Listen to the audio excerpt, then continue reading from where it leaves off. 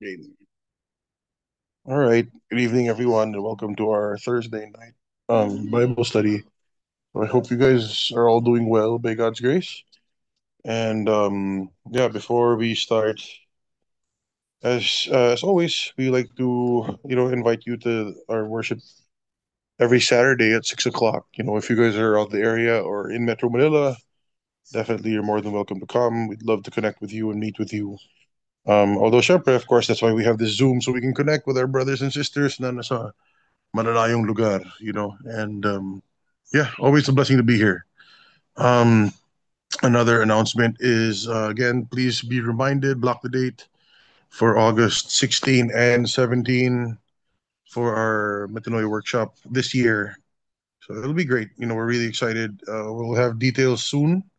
Finalize na namin tong this weekend. But yeah, so look forward to that definitely. Sa mga gusto rin ng water baptism and everything, that's also a great opportunity to do so. So, okay. Anyway, let's get to the word. And yung magkasama lang kami ni Pastor Macho kanina. but, but yeah, tonight I'll be sharing the word, and the title of the message tonight is All for Christ. And again, it sounds like such a basic thing. It's another heart check message, right? And it's another question that it's another series of questions that we must ask ourselves in our journey. And again, guys, when I share stuff like this is stuff I ask myself and stuff that we need to confront ourselves with. I'm not asking this, as a leader or minister to you guys. No, it's not that. It's let's be conscious enough to check our hearts and ask ourselves these difficult questions. You know, Kasi, you know when you're lying to yourself, right? When you, even if you don't have the answers yet, you have a certain feeling about things when you're confronted with questions. So, um, yeah, this is a difficult passage that we're going to tackle tonight from the book of Luke. But yeah, again, it all goes back to our full commitment to Christ. Amen. So yeah, let's go to Luke chapter 14, verse 25. Okay. And it says here, now great multitudes went with him, and he turned and said to them, in verse 26, if anyone comes to me and does not hate his father and mother, wife and children, brothers and sisters, yes, and his own life, he cannot be my disciple. Yeah, pause muna dyan. So this is a statement or a verse often quoted by atheists or non-believers or anti-Christians, to say na ang gulo naman ng God mo, kala ko ba love, tapos ito hate your, ganito daw, hate your, they're telling you if you don't hate this, you cannot be my disciple. That's it's out of context. It's normally misunderstood. And you have to remember that God cannot lie and that God will not contradict himself. Okay. So, if you dig deeper into this, you have to understand, guys, you can't just take one verse out of the entire Bible and say, ang gulo nito. You have to zoom out and look at the entire, parang painting yan eh. You can't just zoom into like one little part. You can't zoom into like to 3 square inches in the canvas and say, ito na yun eh. No, you have to zoom out, look at the entire picture and see how this fits into the rest of the entire image. And this is a very strong statement, and it's very confusing to a lot of Christians kasi parang ano ba, akala ko ba, 'di ba, 10 commandments, honor your father and your mother and you will live long in the land. Tapos dito, I can't be your disciple if I hate my father and mother. Ano ba to? Like, how does this work? Guys, remember, um the word here, hate, means to detest. So it's a very strong word. Talaga, this is something that's very confusing. That's why a lot of people were confused at the teachings of Jesus, especially since wala pa silang Holy Spirit nung time na yan. But then now, I just want to remind you that number one, we have a complete Bible. The Lord has given us the privilege of having a complete Bible. And we live in an age where the Bible is very available. The mere fact that you're holding phones right now means you can download a free Bible. Diba? Multiple versions of it. Or, yeah, kung wala kayong Bible, sa center, nagpapamigay tayo ng Bible. Yung gusto mo, English, Tagalog, anong translation. It's free. It's accessible. So, we have the Bible and we have the Holy Spirit to quicken these passages to us. So ano ba to? Is God telling us to hate our family? That's not the case, brothers and sisters. If anyone comes to me and does not hate his father and mother, wife and children, brothers and sisters, yes, and his own life also, he cannot be my disciple. So what does this mean? Diba? Iyan natin verse 27. Let's move to verse 27 for a sec. And whoever does not bear his cross and come after me cannot be my disciple. Guys, ang hirap nitong pag-usapan kasi parang it seems contradictory that you're supposed to honor your parents, you're supposed to honor your marriage, diba? It's the most intimate relationship that you'll ever have in this life, on earth is with your spouse. You become one flesh with your spouse. Tapos nakasulat dito, hate mo yung wife mo, spouse mo. Parang paano ba yun? How about your children? You're supposed to take care of your children. You're supposed to provide for your children. And if you do not provide for your children, sabi sa ibang passage, you're worse than an unbeliever. Ang ganun, parang ano ba to? This seems so contradictory. But that's not the point because you can't just single out one verse. And it says that all those things, all those earthly relationships, and if you do not hate your own life as well, you cannot be my disciple. And he follows it with this in verse 27. It says, whoever does not bear his cross and come after me cannot be my disciple. Why? What is this? So is this a command to hate? Is this dapat ba guluhin mo pamilya mo? Dapat ba sirain mo? Obviously not, brothers and sisters. But, this is the reality and the extent of the faith that we have to have in the Lord Jesus Christ. And I'm not trying to say this with condemnation, no condemnation dito, guys, pero this is scripture and this is the reality of it. Guys, Christianity is not just mental assent. It's not just, ano ba anuhin to? Like, I don't want to sound like condemning or anything, pero guys, huwag tayong maglokohan. Hindi pwedeng, hindi talaga pwedeng lukewarm yung faith natin. Hindi pwedeng, let's not fool ourselves into thinking na hindi Christian naman ako kasi matenda naman ako nung ganito dati, na ganito, ganyan. Guys, that's not faith. Let's face it. There are so many so-called Christians in church who do not know Jesus. There are so many so-called Christians who have been attending church, have leadership positions, active sa ministry, gumagawa na ganito, ganyan, madami ng volunteer, may downline. Pero ang katotohanan, hindi sila Christian. Hindi nila kilala si Jesus. Ano sila? Yung faith nila, nasa church. They are church, their faith is in the church or in the denominations or in the practice of the church and not in Christ. This is very difficult and very hard to talk about, but a lot of you I know can relate. That, when you truly stand for the truth in Christ, totoo lang pati pamilya mo, minsan sasabihin sira ulo ka. A lot of you have experienced that. A lot of you have your own family members thinking that you're crazy, na nabaliw na to si mama, ito si papa, sumayad na, naging sobrang religious na kung ano-ano, they'll mock you. Some of you, baka disown pa ng parents kasi the parents are very, hardcore dun sa religion nila or sa church nila.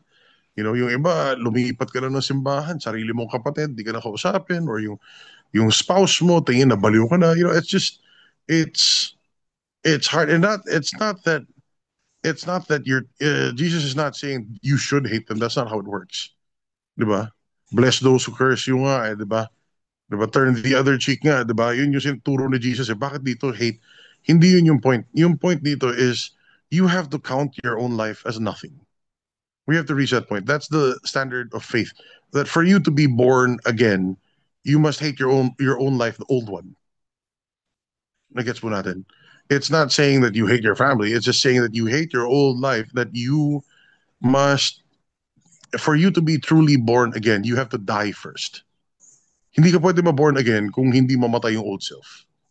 And wag na tayo maglokohan. This is the standard of faith. Okay? This is the standard na ito yung sinasabi ni Jesus na if He is truly your Lord and Savior and tunay na na-encounter mo siya, you would be your relationship with Him, your faith in Him takes precedence before anything else. Si God talaga first. Hindi yung pinagalitan ako ni mama, balik na ako sa dating ganito. Guys, ano talaga kung tunay talaga na-encounter mo si Jesus, you will see that your divine relationship with God is the first relationship. It takes priority over all. Okay? Again, He's not telling us to dishonor our parents, obviously. And then you honor your father and mother. God cannot contradict His word. Pero ito yung point is, tatalikuran mo ba si God dahil sabi ni mama? Sabi ni mama, bawal kami magsimba sa inyo, sama ako dyan. Kasi yung kapatid ko, nandito kami, so sumama kami sa ganyan. Diba? Yung asawa ko kasi lumipat ng ganitong religion, hindi sasama ako. Guys, pag ganun, sorry, di ka Christian. Huwag na tayo maglokohan. That's just not, I know this is not my usual encouraging message, but this is the standard of faith, and it's a wake-up call in the body of Christ. You know why? Ang daming fake Christian, guys. Ang daming nagka-Christian-Christianan dyan kung ano, marunong mag-quote ng verse, pero hindi talaga kilala si Jesus. Hindi talaga faith in Jesus. Faith in the church. Membership. Diba? Gusto mo yung circle, gusto mo yung friends, gusto mo yung building, tutuwa ka sa mga program nila, pero hindi yun yung point eh. Sino ba, para kanino ba yung church? It's supposed to be for Jesus, right? So, the question is, are we really all for Jesus? Are you ready na buong mundo kumalaban na sa'yo? Basta si Jesus yung tatayuan mo. You know? And I get it. Not everyone starts off like with faith like this or ganyan, hindi naman sa ano. Pero guys, do we really have an encounter with the Lord Jesus Christ? Kilala ba natin siya? Kasi hindi ka aabot sa ganitong faith kung hindi mo kilala si Jesus. Eh. But that's the thing. Every Christian should have an encounter with Jesus Christ. How can you have faith in someone that you don't know? How can you have a faith in a God that you don't know or never encountered or ano naikwento lang ba yan? Cool lang ba yan? Sige, sama ako dito. Or even for those who grew up Christian, sama-sama ka lang ba?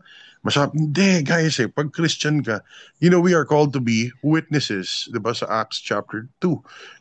Sa Acts 1 and Acts 2,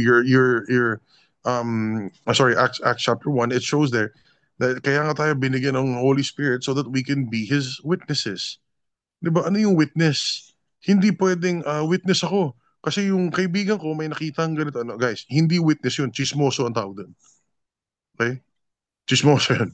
Hindi yung, pag sinabi mo witness ka, you have a first-hand experience. You've seen it for yourself with your own two eyes. You've heard it for yourself with your own two ears. Na nahawakan mo with your own hands na nandun ka. Yun ang witness.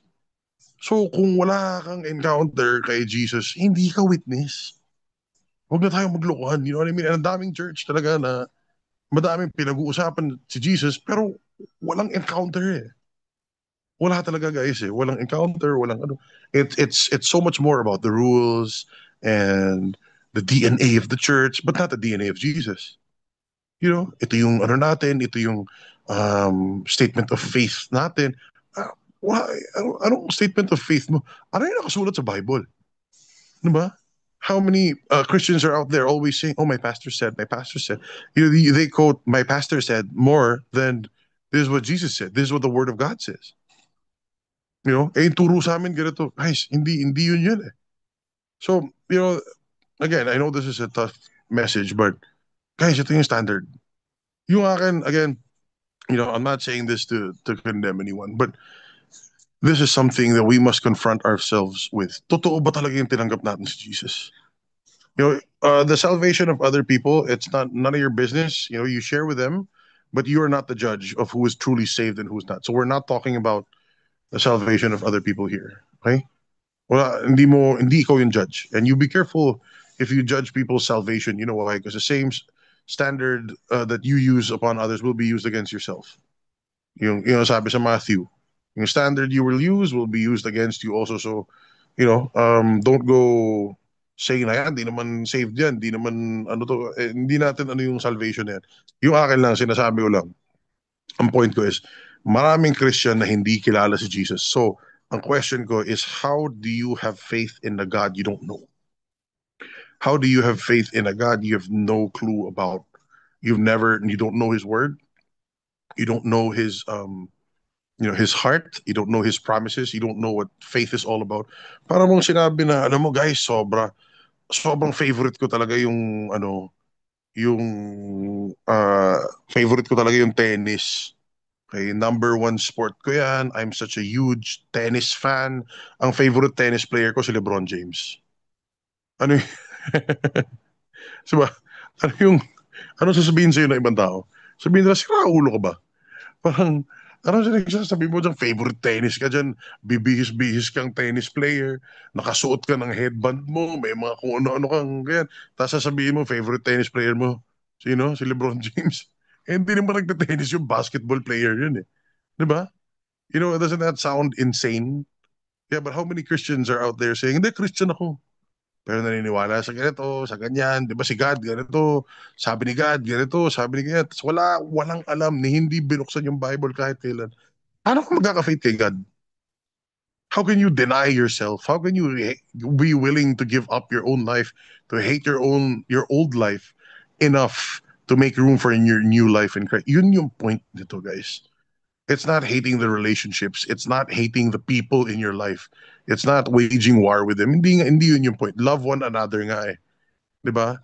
Yung John 13:35, by this they will know that you are my true disciples, that what? That you have love for one another. Eh nakasulat dito, hate.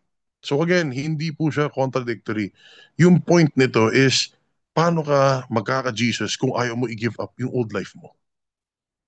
If you're not willing to consider yourself dead to sin and the old creation is gone, hindi ka pwede born again. And you cannot have everlasting life unless you are born again. Diba? So, yung point, kung ayaw mo bitawan yung old life mo, wala kang repentance. Wala kang tinatalikuran eh. Kailangan may talikuran ka eh. You have to turn away from the old self, the old man, the old life, and move towards a new creation kay God.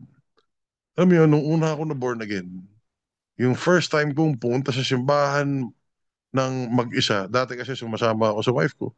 I was just, I would attend with her, but I didn't really enjoy it. I didn't really care much about God or for the faith. Pero okay lang, I guess natutuwa ako sa message minsan.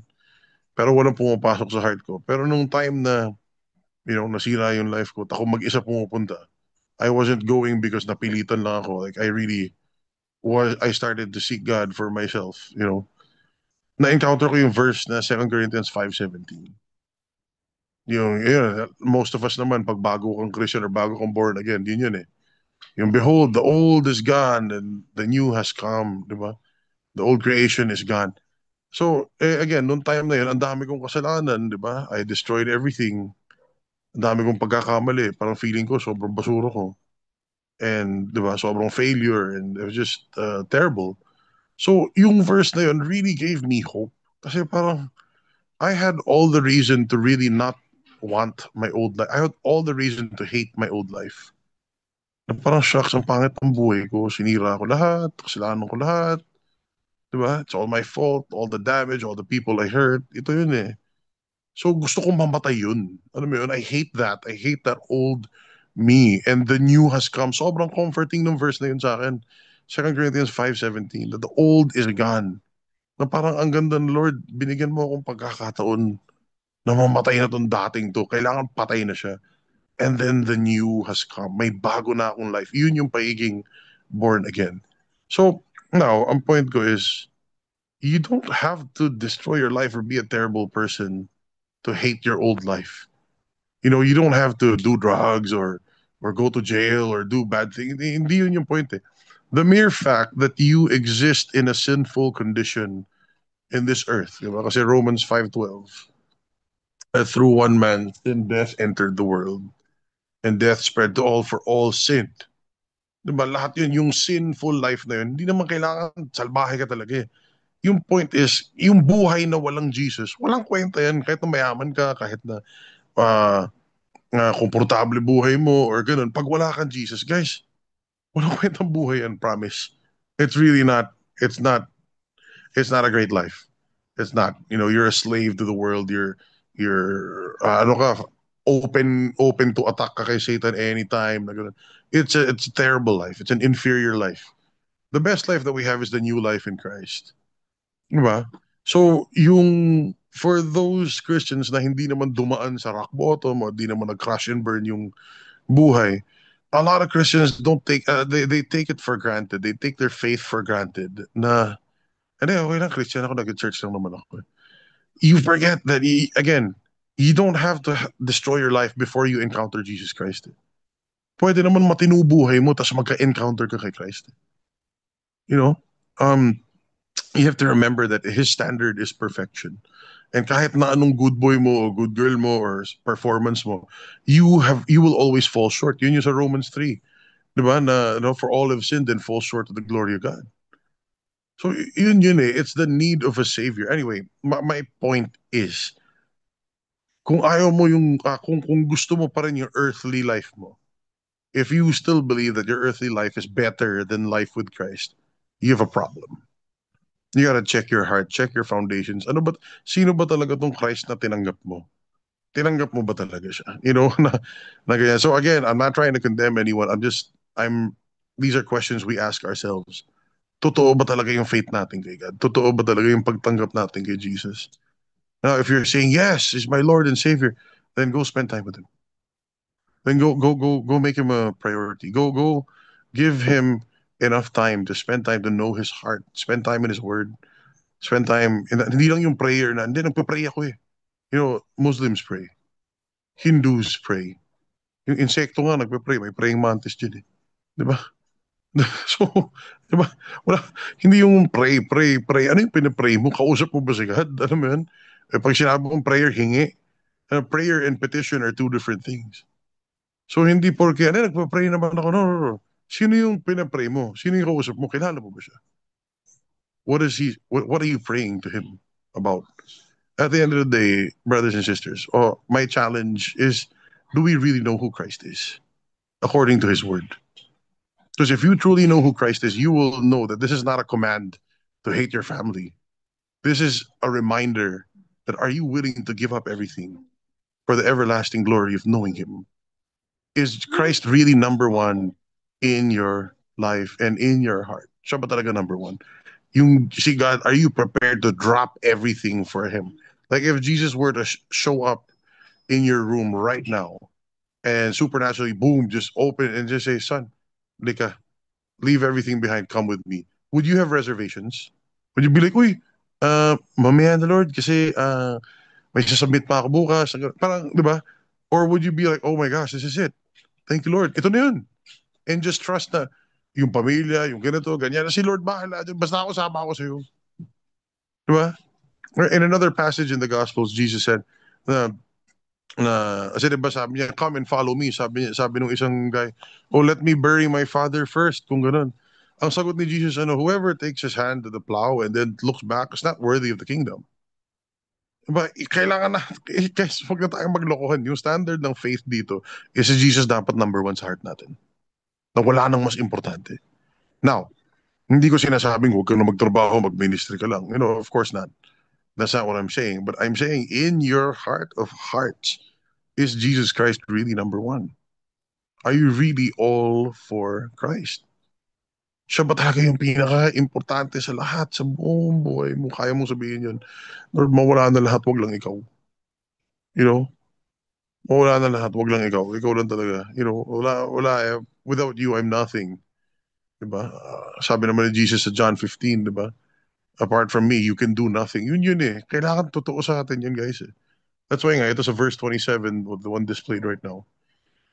It says, whoever does not bear his cross and come after me cannot be my disciple. How do you bear your cross? You can't. You can't. Because you know what? Even if you get nailed to the cross, wala ka naman mababayaran eh. So paano yan? Who does not bear his cross and come after me Cannot be divided. So Lord, paano ako maging disciple mo? It's the cross of Christ that we take up. Yun yung sabi ni Paul sa Galatians 2 verse 20. Again, wala dito sa slides, but yung sabi ni Paul sa Galatians 2:20, check it out in your own ano na lang, or if someone would be kind enough to post that here um, sa main chat natin dito sa Zoom. You know, Galatians 2:20 says, I've been crucified with Christ. So ano yun? Did Paul literally get crucified with Christ? No, he didn't get crucified with Christ. Actually, Paul died by beheading, not by crucifixion. But anyway, so kailan nangyari yun? Yun yung take up his cross. Yun yung bear his cross. Yung cross of Christ, yung binitbit niya. Because even if I get nailed to the cross, I'm not paying for it. You know? Kahit na kumuha ka ng pag ako ipapako niya, medyo malaking cross yung kailangan niya. Baka poste ng Meralco yun. Gagamitin pang pako sa akin. Pero even if you manage to nail me on the cross, that's not gonna do anyone any good. My blood will not pay for anything.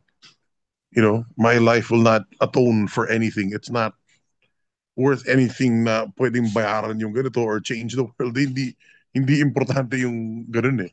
So hindi sinasabi ni Christ na magpakapako ka sa cross. Hindi yun. Ang sinasabi niya doon is yung Galatians 2:20 connected there. That is, I've been crucified with Christ, and it's no longer I who lives, but Christ who lives in me. Diba? And the life which I now live, I live by faith in the Son of God who loved me and gave himself up for me. So yung bear your cross dito is hindi mo kaya eh. So kunin mo yung kay Christ. Diba? Pero ano yung condition nun? It's no longer I who lives. Diba? Gusto mo maging disciple ni Christ, kailangan patayin na yung dating ikaw. Yun yung tunay na disciple. Walang tunay na disciple na buhay pa yung old self, guys. Hindi disciple yun. Pwede kang attendee, pero iba yung disciple. So what's my point, guys? I just want to wake everyone up and challenge. I know you guys. I know you guys love Jesus. You guys are listening to a Bible study on a Thursday night. For some of you, madaling araw sa mga ibang bansa. So some of you, sobrang late na sa gabi, may pasok pa bukas. Sacrifice nyo. I know, God knows yung commitment and yung love nyo. And I'm not doubting your commitment. I'm not asking you guys na magpapakita nyo. Wala ganun. I'm not asking for that. It's just, it's good to check our hearts. Kasi Jesus ba talaga number one sa puso natin? Are we Christian just because nasanay lang tayo? You know? Are we, are we just expected to do the Christian thing kasi family natin Christian? Guys, huwag kayong makontento dun. Isik nyo si God hanggang ma-encounter nyo siya. Na talagang kilala mo siya, ma-experience mo yung hand niya sa buhay mo. Yung He would breathe on you. That you would feel His hand upon your chest or your shoulder or your head, and give you comfort. Talagang buhay si God eh. The Word of God is alive and powerful. And the Word can lead you into an encounter with Him. And, I pray nga, yung goal natin sa ministry dito is hindi paramihin yung metanoia or padamihan ng members. I don't care about that. Ang goal natin dito is makilala ng tao si Jesus. It doesn't matter. Itong name ng ministry, just to be honest, I didn't even want to register. I didn't even want to, but I didn't want to accept money or, love gifts on my own name. So itong ministry, dyan nyo ilagay para ayokong, some things would require you to have a legal entity kasi so ayoko sa pangalan ko, ayoko sa ganyan. Kaya lang may pangalan yung ministry, but beyond that, I'm not interested in promoting a brand. It's always about Jesus, and that's the type of discipleship that we should have. It's this type of discipleship that you cannot love your old life. You have to be willing to give it up. You have to hate it. Na wala akong gustong balikan sa dati ng life before Christ. There is nothing in my life before Christ that I desire to go back to. Nothing. I have nothing. I do not paano ko ba ito? Alam mo yung mga taong walang pinag-usapan kundi yung heyday nila. Oh, noong panahon, nung ako nagtatrabaho, ito yung ganito ko. Tapos ganyan, tapos may delivery kami, hindi umabot, pero ginawa ko ng paraan. Yung mga ganun, o yung mga pinag-uusapan nila, yung mga panahon na dinala kami sa ganito, tapos ito yung tapos yun na yung parang pinaka-highlight ng buhay nila. You know? Recently I came from a birthday party of a friend, and I've known these guys since I was you know, a child. So yung mga elementary, high school, kahit tagal na, sobrang haba. Tapos yung mga pinag-uusapan nila, puro mga, lalo mo dati yung ganito. Actually, may isang guy doon, hindi ko talaga siya kilala eh, pero apparently parang batch namin siya. Tapos wala siyang binanggit kung hindi lahat ng mga naganap 20 something years ago, o 25 years ago. Na parang, di ba dati si ganito, si ganyan, alam mo nun, suntukan sila dun sa ganun, tapos yung ganito, ganyan, nanalo sa basketball. I'm like, wow, why do you store this garbage information? Pakialam ko sa as in the whole night, he was just, I couldn't wait to leave kasi wala siyang pinag-usapan kundi yung mga, di ba dati si ganito, girlfriend niya dati si ganito. Parang diary na hindi nabuksan for 25 years. And that's all he talks about. And these are names and events and people that I have not remember. Hindi ko na sila maalala kung hindi mo lang binanggit. Alam mo yun? And I was like, wow, this guy is stuck. Parang wala nang ibang maayos na ganap sa buhay niya for the last 25, 27 years. No. Tapos yun pa rin yung pinag-uusapan niya na, na parang astig na astig siya sa mga nangyari nun. Tapos sabi ko, I gotta get out of here. Anyway, point ko lang is, guys, the old is gone. So for me, parang sobrang irrelevant ng mga kwento niya. There's no nostalgia. There's nothing in my old life that I would desire to go back to. For me, walang mas exciting kaysa sa yung everyday walk natin with Jesus. You know? I mean, hindi perfect yung life ko ngayon. Marami akong kailangan i-improve at matutunan. Pero confident akong maganda yung ginagawa ni God sa buhay ko. Amen. Confident ako na the latter days will be better than the former. Na the stuff I'm looking forward to will be a lot better than whatever I've experienced in the past. You know? Hindi yung noon ganito ako, di ba? May term ako dyan. Tawag ko dyan yung mga dingdong dati. Yung puro dati, ganito kami, dati, ganun kami. Guys, kung ganun ka, parang may problema. Sorry. Again, no condemnation, pero parang bakit mas gusto mong balikan yung old life mo kaysa yung excited ka sa meron mo ngayon kay Christ? Amen. Nakuha po ba natin? Again, I'm not saying that to condemn anyone. Grabe, 2 verses pa lang tayo. Haba na ng usapan. But that's what I'm trying to remind you guys na let go of your past. Philippians 3:14, 13, 14 says, forgetting what lies behind.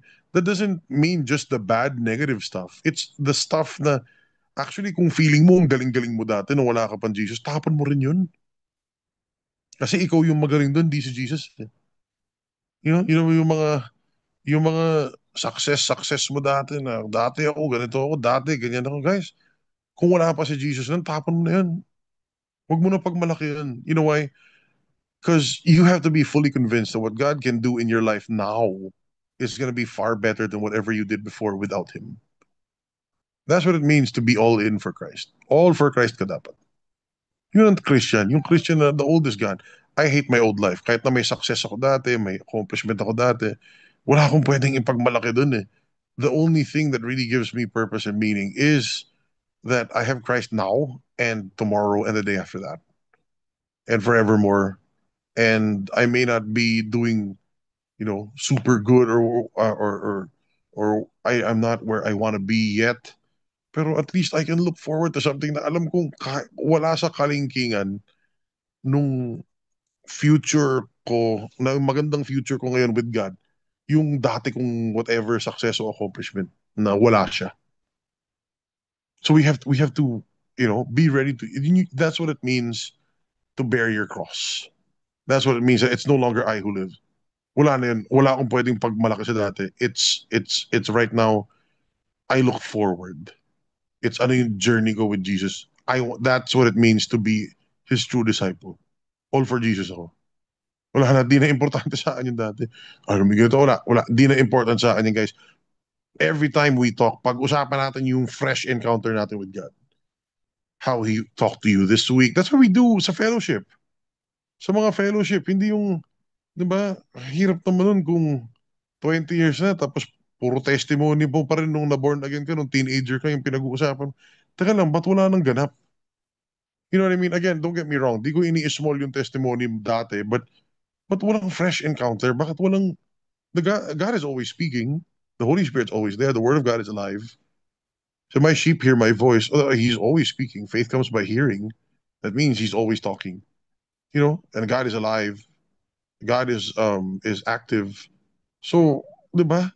Dapat as disciples, we have regular encounters with him. What we talk about is how we hear God, how God ministered to us, how the Holy Spirit spoke to us, how we obeyed the Holy Spirit's leading, at ito yung nangyari. Yun yung mga pinag-uusapan. Hindi yung, dati, ganito, dati. Guys, you know, uh, let's seek for a fresh encounter kasi active si God eh. Di ba kung yung encounter na meron mo is yung noon pang ano, parang may problem. So again, please, no condemnation. It's just a wake-up call. God's waiting for you to just come to Him. Di ba? Kasama naman tayo, anak, na ganun. Di ba? Paano ka magkakaroon ng ano, hindi mo ako binibisita. Di ba? Paano tayo magkakaroon ng bonding? Hindi ka na mamansin, nandiyan ka lang, upo ka ng upo sa church, di mo ako kinikibo. Di ba parang, we gotta wake up, guys. We gotta wake up. Kasi the life with an active relationship with Jesus is a beautiful life. Promise. And kung ano man yung struggle mo or mga battles mo, I promise you, He's there with you. But we have to engage Him. Don't, you know, hindi ka nga pipilitin eh. You know, we draw near. We should be drawing near to Him. Diba? So, anyway, balik tayo sa Luke 14, verse 28 pala. Well, anyway, verse 28 says, "For which of you intending to build a tower does not sit down first and count the cost, whether he has enough to finish it?" Verse 29.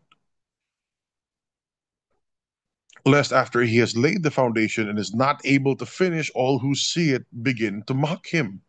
So ano yung ibig sabihin ito? So again, I know this means a lot of things. Maraming nagko-quote ng verse na to. I've done it before to prove other points na dapat may foundation tayo, but the proper context of this is surrendering all to Christ. And this is what it truly means to be a disciple. The proper context of this is going all for Jesus. Na you have to be willing to hate your own life. You have to be willing na kahit nasawayin ka ng buong pamilya mo, kung totoo yung encounter mo kay Jesus, kaya mong sabihin na, "Family, I'm sorry, mag-aarit na kayo sa akin, hindi ko bibitawan Jesus ko. Hindi ko i-compromise tong faith ko dahil sa ano mo." It's not that I'm gonna hate you or dishonor you, hindi ko kayo sasaktan na ganun, but I'm sorry, God comes first. I deny myself. I consider my old life dead. Nothing is better than my life with Jesus. You know? Hindi ako aalis ng simbahan dahil hindi na pinagalitan ako ng daddy ko so kailangan. Hindi. Guys, ito na yun yung persecution na haharapin mo. So yung point nito, Jesus saying this that no one builds a tower without first counting the cost. Yun ang problema, guys. Kasi Christianity has changed in the sense that people are not, the ministers and the pastors and the preachers are not talking about the cost. They just talk about the tower, but not the cost. They don't talk about the foundation. They just talk about the benefit of the tower. Ano yung point na madaming preacher, pastor, teacher na nagtuturo about the benefits of Jesus na may forgiveness siya, na may grace siya, okay, hallelujah, praise God, na may prosperity, yung iba naniniwala din sa healing, yun, praise God, di ba? But nobody talks about the cost. Nobody talks about the cost. Few people talk about the cost. And this is the reality of it, guys. People will hate you. Your own family will persecute you at some point. If you are one of those families na lahat kayo Christian, praise God, hallelujah, nakapaka-bless ninyo. I praise God for your life. But unlike, like many others here, may mga iba sa inyo, tingin ng kapatid nyo sa'yo, si Raulo ka. May iba sa inyo, iba yung faith, yung magulang, pinagtatawanan ka kasi alive-alive ka or whatever na ganun. Pero ang tanong doon is, papapigil ka ba sa faith mo kay God dahil doon? And again, you can honor them, you can still love and respect them, but Jesus takes first place. That's the cost. May cost involved, guys. May sakripisyo. Meron yung barkada mo, pagtatawanan ka. May mga circles of friends, baka ayaw nang lumapit sa'yo. Diba? Or kung galing ka sa isang super churchy na religious Christian church na whatever, na ano dyan, na-discover mo yung tunay na Jesus, they're gonna kick you out. They're gonna condemn you. Are you ready for your entire social circle to crumble because of your faith in Jesus? Ako naranasan ko yun. You know? God, they'll persecute you, they'll lie about you, they'll make up stuff about you, they'll say things, they'll question your salvation. Lahat ng mga ano na, lalo na pag galing ka sa church na puro branding yung pinag-uusapan, the moment mag-iba ka ng church, para kang nawalan ng salvation. Eh. Feeling nila umalis ka ng Christianity. Are you ready for that to come crashing down? Because that's the cost. That's the cost of building your relationship with God, really. You have to be able to forsake everything, you know, and it's hard to talk about it, but that's real. You know, that's real. That's real. That's really how it is. I've been preaching on that ever since I started going online, several years ago. Pero nung everyday akong turo ng pandemic, I was telling people, guys, this is people will say terrible things about you the moment you start preaching this. The moment you start saying that, naniniwala ako sa ganito, ito yung ganyan, the moment you start citing these scriptures, be prepared that the people you thought na mahal ka, all of a sudden, they'll throw you under the bus and feeling nila heretic, herehe ka na, heretic ka na, or naging kulto ka na, or whatever. Ay, ready ka bang ipapahiya ka? Lahat ng mga akala mo, bros for life kayo. Nag-iba ka lang ng doktrina, all of a sudden, deceived ka na, demonized ka na. You know? Pero guys, that's the cost. That's the cost of knowing Jesus. You have to remember that all the disciples, all his disciples were martyred, you know? And yun nga, yun yung point nun is kung talagang tunay na tinanggap mo si Jesus, brothers and sisters, you would be willing to take up the cross. That's no longer I who live. Wala na tong old life ko. Sabihin nyo na lahat ng gusto nyo sabihin sa akin. Di ba? Basta ako si Jesus number one sa puso ko. So again, please don't get me wrong. You have to know why you believe what you believe. Always have scripture. Hindi magko-contradict ito sa honoring your parents. Hindi magko-contradict ito sa loving your spouse. Hindi magko-contradict ito sa providing for your family. Hindi magko-contradict ito sa love your neighbor. Di ba? Hindi magko-contradict ito sa love one another. So yung sinasabi lang dun is that, are you willing to set your old life aside and go all in for Christ? Have you counted that cost? Di ba? Um, kasi, di ba, kasi kung hindi, di ba, amen, amen tayo dyan, Christian, Christian dyan, pag biglang dumating yung pressure sa buhay, kung bibigay din tayo kay God, ano ba yun? Magka-crumble ba yung tower natin? Di ba? If we're not founded in Christ, then it means when the shaking comes, we're not going to be able to stand. So anyway, let's move forward. Verse 30. It says, saying, this man began to build and was not able to finish. Diba? 31. Or what king going to make war against another king does not sit down and first consider whether he is able with 10,000 to meet him who comes against him with 20,000? 32. Or else, while the other is still a great way off, he sends a delegation and asks conditions of peace. Guys, ito yun. Ito yung ano eh. Sige, verse 33 na natin para na rin. Verse 33. So likewise, whoever of you does not forsake all that he has cannot be my disciples. Okay, let me ano dun. So Jesus gave two examples. One is the man who builds a tower and then did not count the cost. Hindi niya natapos yung project niya. So pagtatawanan siya. Na parang ano ba to? Umpisa ka dyan, tapos di mo, guys, I've seen so much of that. You know? Kaya medyo hindi ako ano dun sa mga, yan, on fire yan eh. Tingnan natin after mga 2, 3 years kung on fire pa rin ba yan o ano. Hindi ako madadalas sa mga ganun na, hindi, bagong ano yan. Pwedeng hype lang eh. Minsan kasi feeling natin, faith pa rin, hindi, hype lang pala. So, true faith is even when you don't feel anything, you know. And again, it's really important that ministers, leaders, pastors, preachers, you talk about the cost of this. It meron talagang cost. There's a sacrifice involved, and you really have to learn to forsake your own life and understand what a new life in Christ is. Sobrang importante nun. Kung dinagdag mo lang o pinatong mo lang si Jesus sa buhay mo, pag ikaw inalog, iba ka. Because and then he talks about next is a king, yung warfare. There's a king, and meron kang 10,000, yung kalaban mo 20,000. Guys, in other words, it's gonna be a hard battle. It's gonna be a really hard battle. So what do? First, count the cost. Hindi pwedeng sugod ka lang na sugod. Hindi pwedeng tapang lang yung bit-bit mo. Yun yung point ni Jesus eh.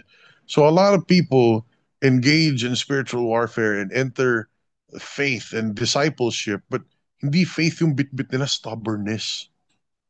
Diba? Yabang lang o tapang o hype lang. Yung bit-bit, de, kaya ko yan. Ano to, ganyan. Yung pala, wala naman pundasyon.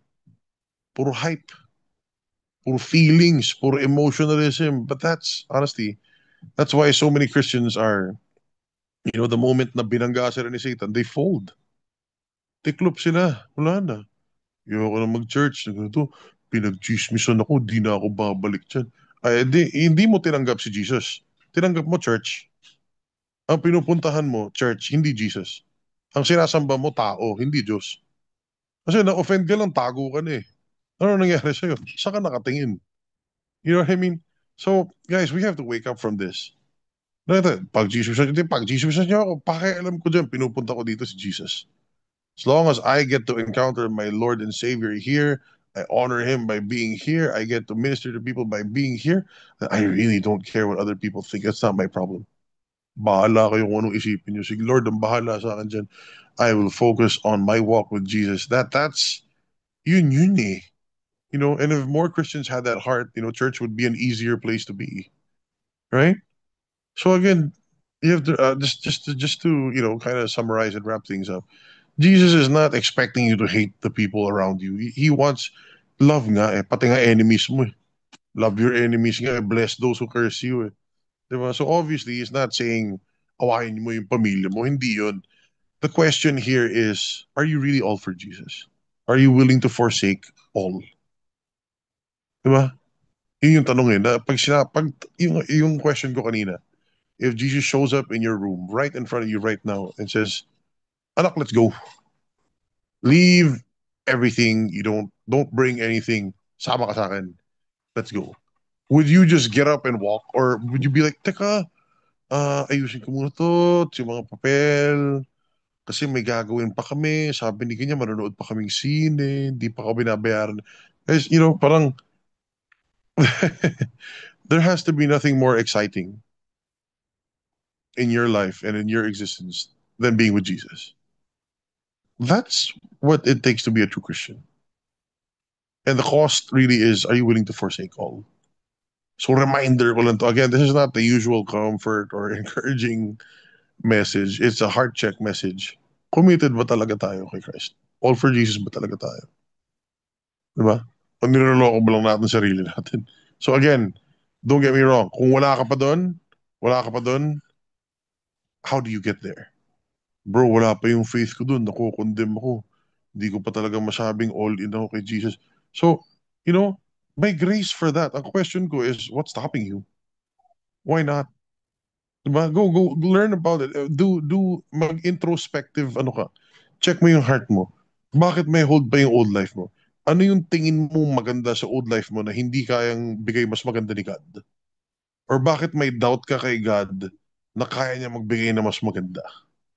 You know what I mean? The only reason why you're holding on to your old life is you don't trust that God can do better. But He can. So yun. Mag-umpisa tayo dun. So I'm not trying to condemn anyone who's really not all in for Jesus. Yung point ko lang is, why not? At least go, get yourself thinking. Hindi mo iisipin to kung hindi kita i-confront ng question eh. Hindi ka mag-iimbentaryo ng mga heart issue eh, or wrong mindset kung hindi kita i-confront ng question eh. So what's stopping you? No condemnation. We love you. We love you, brother. You're always welcome here. We're happy that you're here. We love you being here. We love you being part of the ministry. That's fine. No problem. But yung akin lang, I want to confront you and everyone, myself, with that question. What's stopping you from going all out for Jesus? Why not? Anong tingin mo mas maganda sa old life mo or current life mo na hindi kayang mas maganda ni God? Why not? Why not go all out for Him? Ba't mo pinipilit solution mo? Why are you trying to fix your problem? Di mo kayang mag-isa yan. Kailangan mo si God. The best life you can live is a surrendered life. You know why? Because you're not controlling it. You're not the one na hindi mo salo lahat eh. May grace ni God eh. Yung grace ni God, dadaloy lang yan. Pag born again ka, it goes, kaya may mga sinasabi si Paul, paulit-ulit sa epistles na ano eh, grace be with you in your spirit. Grace comes from the spirit. Paano ka magkaka-grace kung hindi ka born again? Walang spirit. Amen? Kita po ba natin? So yung akin is that, this is a question na, are you really willing to forsake all? Are you willing, is Jesus really number one? Is your life really all for Jesus? Is the best thing that ever happened to you si Jesus? You know, kung tumayo siya sa harap mo, let's go right now, magdadalawang isip ko ba, I'd jump out of my bed and hold his hand. You know, paano yung ganito? Wag mo nang, hindi mo na problema yun. Pag sinabi ni Jesus, let's go, yun na yung pinaka-importante. Siya nang bahala dun sa ibang issue. You know what I mean? Yun dapat yung state of faith natin. So kung wala pa tayo doon, again, no condemnation. Pero ask mo naman sarili mo, bakit? What's preventing you? Bakit may hold pa yung mga ibang, bagay? Bakit may hold pa yung mga ibang gawain? Bakit may value pa yung mga ibang ganyan, di ba? So those questions, as those wrong mindsets get exposed, then deal with them. Deal with them through the Word of God. Deal with them with fellowship. Deal with them through prayer. Di ba? Kasi kung hindi ka mag-check ng heart mo, magagamit ng kalaban yan against you. The enemy, again, if you don't want to confront that, the enemy can exploit that to pull you away from God. Di ba? Kasi ang mangyayari dyan is like the man who built the tower without counting the cost. Di ba? Ano mangyayari dyan?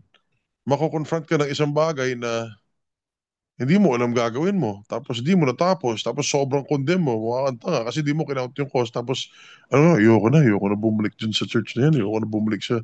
So, sinong panalo? Si Satan. Di ba? Think about it, guys. Di ba, daming ganun, na-condemn, kasi napahiya, kasi naging ganito, tapos nag-fall, tapos ganyan, kasi ito yung nangyari, tanggap ng leadership position, di naman pala binilang yung cost, di mo naman binilang yung responsibility ng ano. Ang daming, di ba, ang daming ganun eh. Tapos, nagkamali, na-condemn, yun ang maging Christian. Sinong panalo? Si Satan. Si Satan yung lamang dun, bad, di ba? So, gusto ba ni God yun? No. God doesn't want that for you. God wants you to be at peace. God wants you to experience his joy and his love. God wants to hold you in the palm of his hand. Yun na nga, gusto niya, no one can snatch you out of his hand. So, diba, ba't ka alis? The only way you can get out of there is if you leave. No one can snatch you while you're in there. Yun nga, anyway, brothers and sisters, it's just, it's a heart check message, right? Are we really fully committed to God? Si God ba talaga yung foundation natin? Is He really the most important being in our entire existence? And, I believe your answers are yes naman. Mga kapatid, I know that you're here, na mahal niyo si Jesus, and you know na totoo talaga sa heart niyo yung love ni God. But kahit na, okay, if you're one of the people that are really saying yes to this, no, oh bro, all in ako kay Jesus, mamatay ako para sa Kanya, mabuhay ako para sa Kanya. He is number one. My encouragement to you is go deeper. You can go deeper. Kung feeling mo malalim ka na ngayon, you can still go deeper into his heart. You can still go deeper into your relationship with him. Hindi mo mauubos si God, And I pray that you continue on that path and you continue to strengthen your foundation in him and in the word and continue growing, continue seeking him and, habang buhay tayo dito sa earth, you can experience him more and more intimately and he shows you a whole new side of him. Grabe guys, sobra. The depth of God is something else. Hindi mo masasagad. And it's such a beautiful existence to grow in the knowledge and revelation of who he truly is. Diba? It's the best way to live life, honestly. Hindi na yung, di kasi Christian tayo, guys. No, really, it's the best way to live life. If you really are focused on the Lord and He really is your number, you're all for Jesus, you're successful. You will be a successful person. You are blessed. His grace will abound. Kung ano man yung challenges sa buhay mo, ma-overcome mo yan kasi totoo si Jesus sa buhay mo. It's the best way to live. Okay? Totoo lang. Kaya kailangan panindigan natin yung the old is gone. Yung bear your cross na is no longer I who live. It's Christ who lives in me. Crucified na tayo with Christ. Wala akong gustong balikan sa old life ko. The best thing that happened to me is na born again ako. And every day I look forward to going deeper and deeper into Christ. Amen. So again, well, yeah, that's what I have for you guys tonight. I know it's not the most comfortable message, But, I pray na whoever needed to hear this, I pray that your heart responds to it. I just want to remind you that God loves you. God wants the best for you.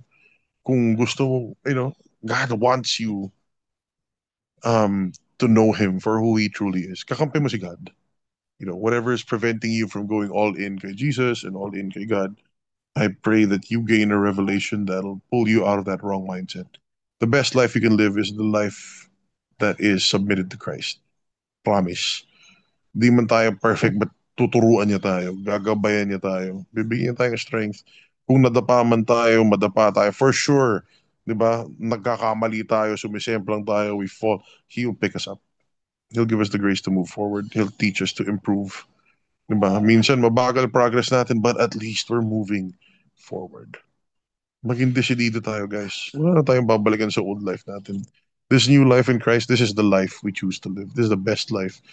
And I promise you that God can make it so much better than all the previous years we've had. Amen. So that's what I got for you. I got for you guys tonight. I pray that you are really all for Jesus, and I believe that yeah, I believe that the Holy Spirit touched some hearts tonight. So yeah, let's open up for some questions. Or Brother Setch, you want to add anything to that? Well, I was just reminded of this verse in Matthew 16, bro.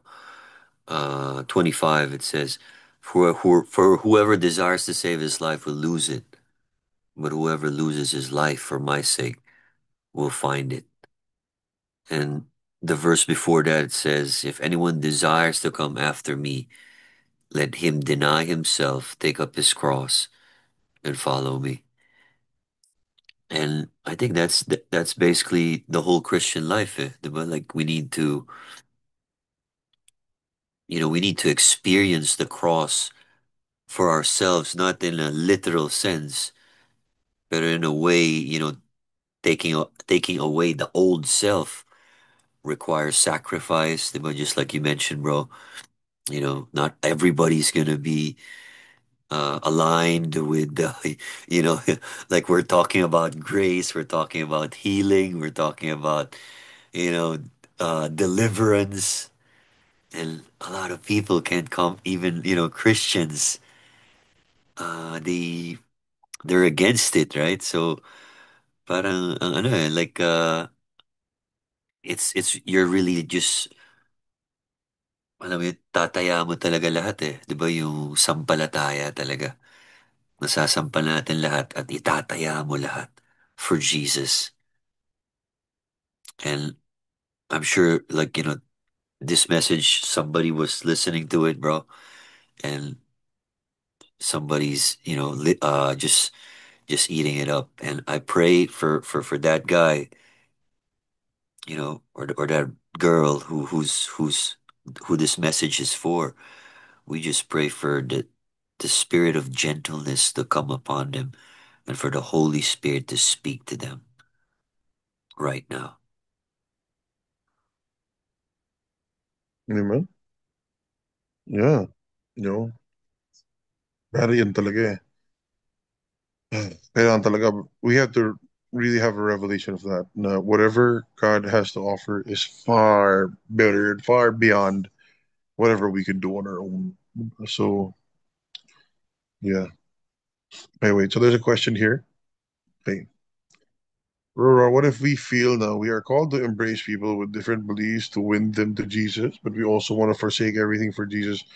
Pwede bang isabay ito na to the Jews who became a Jew in order to win the Jews? Okay.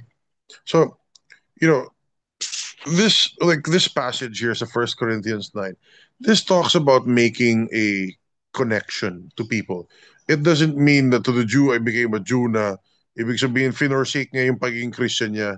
Di ba? Parang, okay, syempre, I know, exaggerated, pero hindi naman yung tipong, may kilala akong addict, magda-drugs din ako para masabayan ko siya. And syempre, hindi naman ganun yun, di ba? Or may kilala akong bakla, babakla na rin ako para ma-win over ko siya. Kalokohan yun. Ikaw yung kakainin ng demonyo nun, for sure. You know what I mean? No, that's not how it works. Yung point nito is being able to um, you know, connect with, ayun, tingin mo, To those under the law, I became as one under the law, though not being myself under the law, that I might win those under the law. It's like Jesus eating with sinners, but not sinning with sinners. So, it's not a problem. I'm not saying don't be connected to non-believers. Hindi po yun yung message natin ngayong gabi. As a matter of fact, sino ba dapat yung i-minister natin? Di ba non-believers? Di ba? Yun yung mission field natin is non-believers. We're supposed to make disciples, share the gospel with them, those who don't know it. So tama to, walang problema. We are definitely called to embrace people with different beliefs to win them over. There's no conflict in that. But at the same time, you don't compromise. You're immovable in your faith. Pero yun nga kasi, you know, maraming Christian hindi ma-reconcile yung wisdom hindi ma-reconcile yung faith nila with the wisdom to win people over. Okay? Like for example, I myself am very involved in a certain business organization na, well, I mean, may mga faith in God naman silang konti, whatever, na sinasabi, pero it's not really their focus. And maraming negosyante doon na yung practices nila are not exactly, moral or not exactly, ganyan. Sumasama ba ako sa mga ano nila? No, I do not compromise. Um, so, pag may events, I meet with these people, I go with them, I don't drink, I don't engage in questionable activity, I don't go with them to yung mga questionable na mga gimmick nila or lugar. Hindi. And, but when I go there, hindi naman ako stick in the mud na, hindi kasi bawal kasi simbahan namin yan. Sabi ni Jesus, ganito kaya, sabi ni Lord Jesus, huwag kang titingin na ganito. Parang, I'm not, hindi ko sila kino-condemn, hindi ko sila hinahampas ng batuta ng scripture.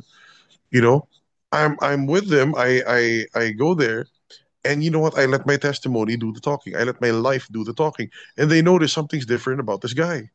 Mababalitaan nila, oh, ano pala siya? Minister pala siya.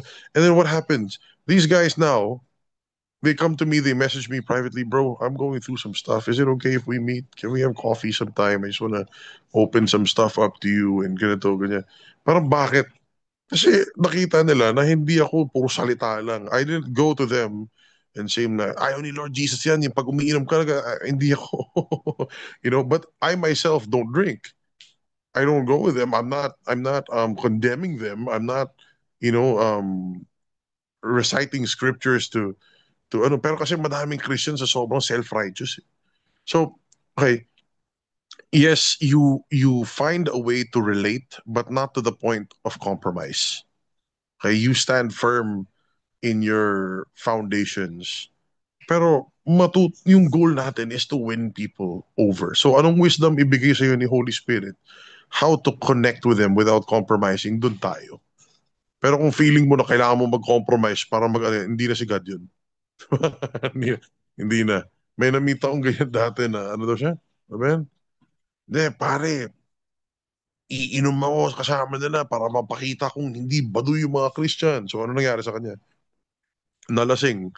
Tapos ng babae pagkatapos. So anong nangyari? Nasira yung relationship niya sa asawa niya. Kasi, imbis na, hindi, true story yan, ha? Pero biro, totoo yun. May na-encounter kaming ganun dati na yung sinabi daw sa kanya ni God na yung mga kaibigan niya, barkada niya, kailangan niyang abutin. So pumupunta siya doon, uminom siya, siya yung nalasing. Tapos biglang sumama siya sa beer house yata or something. Tapos nahuli ng asawa. So nagkagulo pa yung pamilya. Ayun. So, a lot of people do stupid things in the name of God na hindi naman pinapagawa ni God.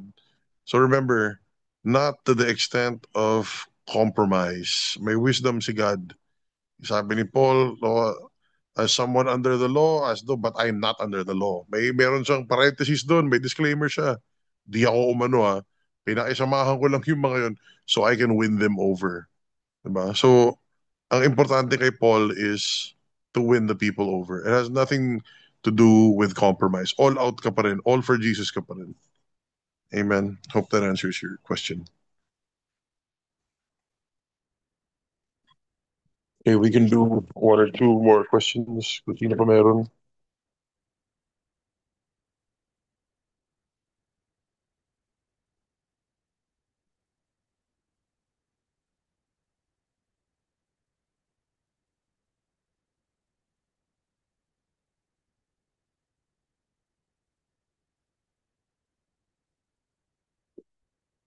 Okay, ito pa. Okay,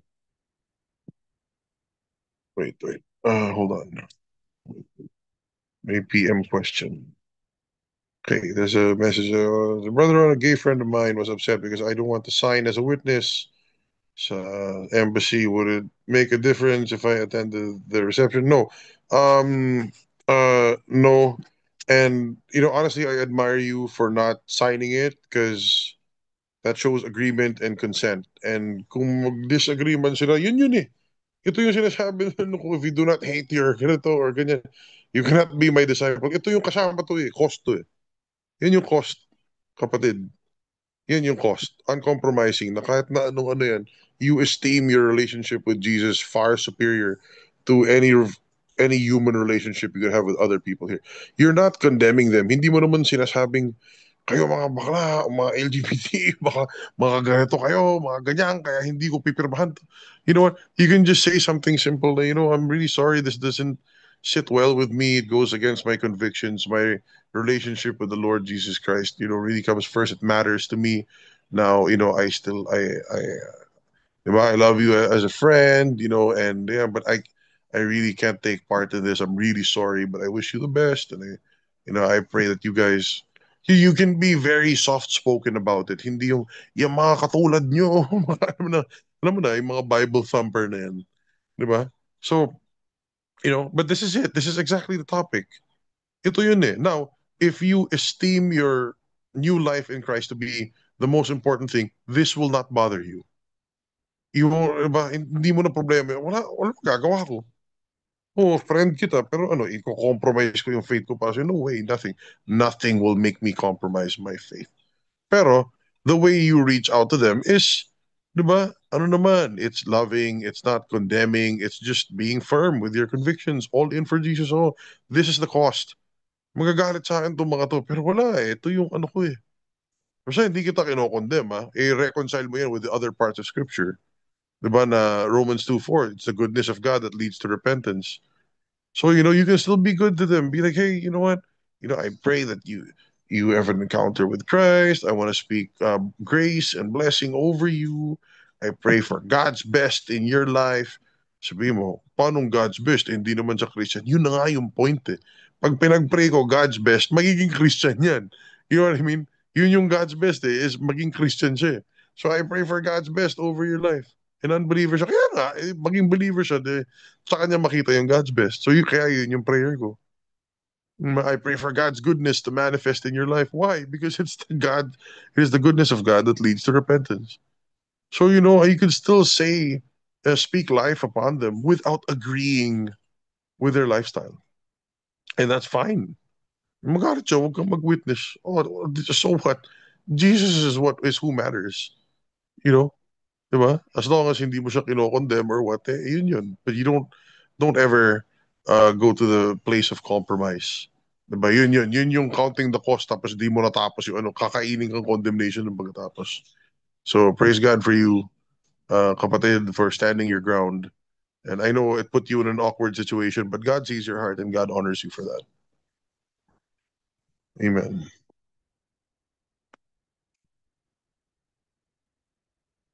Any other questions?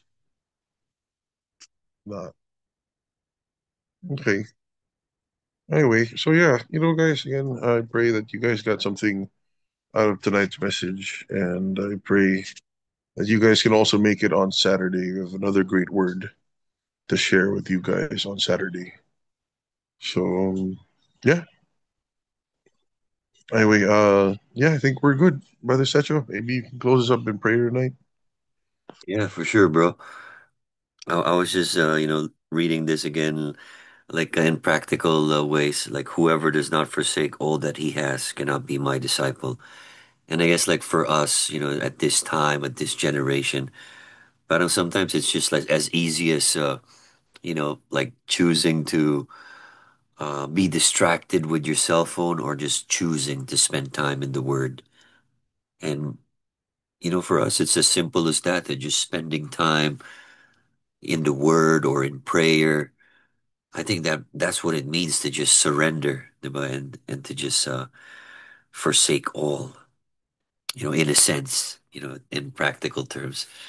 So, man, praise God for this message, bro. And I'm sure it's a timely message for each of us here. So, with that, let's just join our hearts and just thank God for this time. Father, we just thank you for your goodness. We thank you, Father, for the blood of Jesus that has given us way, given us life, given us the truth, and shown us, Lord, what to do, how to surrender, how to forsake our lives, all for you. And Father, right now, if there's any areas in our lives that we haven't surrendered, Father, we just give it all to you. We just give it up to you. Lord, whatever area that is, and just give it up to the Lord, whatever it is, just Father, I give you my time. I give you this place. I give you whatever it is, your finances, your health, whatever it is, Father, we give it up and we forsake everything all for you. Whatever addictions or habits, bad habits are there, Father, we surrender it and we pray that you may fill that emptiness with your fullness. And we thank you, Father, that your word gives life and restores, redeems, and makes us whole.